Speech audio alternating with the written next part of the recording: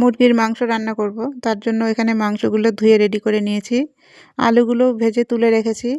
এদিকে দেখো মশলাটা কষানো শুরু করে দিয়েছি। মশলাটাকে ভালো করে কষিয়ে নেব যতক্ষণ মশলার গায়ের থেকে কাঁচা গন্ধ দূর না হয়।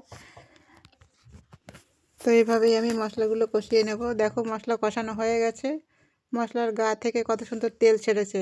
এখন মশলাগুলো কষানো হয়ে গেছে। এখন আমি এখানে দিয়ে দেব মাংসগুলো। মাংসগুলো দিয়ে দিলাম। এবার আমি ভালো করে নাড়াচাড়া করে এগুলো কষাতে থাকবো।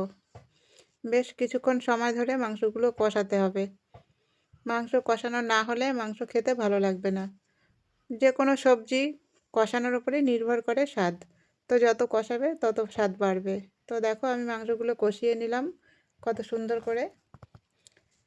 এবার আমি এখানে দিয়ে দেব ভেজে রাখা আলুগুলো। তো আলুগুলো দিয়ে আমি এবার আবারও বেশ কিছুক্ষণ সময় ধরে কষিয়ে নেব।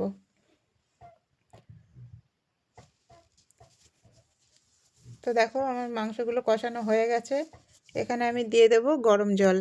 আমি আগে থেকেই জলটা গরম করে রেখেছিলাম। তো এখন আমি গরম জল দিয়ে দিলাম।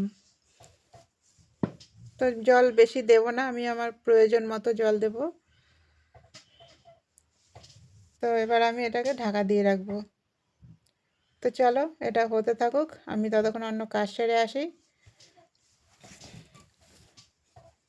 তো বন্ধু দেখো চলে আসলাম আবারও। দেখো মাংসটা কত সুন্দর ফুটছে। তো মাংসটা আরেকটু ফোটাতে হবে, কেননা এখনও ঝোলটা বেশি রয়েছে মনে হচ্ছে আমার কাছে। আমি আরেকটু সময় ধরে ঝোলটাকে ফুটিয়ে নেব। যতক্ষণ ঝোলটা ঘন না হবে আমি ততক্ষণ ফোটাবো। তো দেখো বন্ধুরা মাংসটা প্রায় হয়ে এসেছে। এখন আমি এখানে দিয়ে দেব শাহি গরম মশলা। শাহি গরম মশলাটা খুব সুন্দর সেন্ট, ভালো লাগে। শাহি গরম মশলাটাই আমি ব্যবহার করি। তো তোমরাও চাইলে ব্যবহার করতে পারো। তো চলো আমার রান্নাটা কমপ্লিট। তো বন্ধুরা দেখো আমার রান্না হয়ে গেছে। তোমরা কে কোথা থেকে দেখছো ভিডিওটা অবশ্যই কমেন্টে জানিও।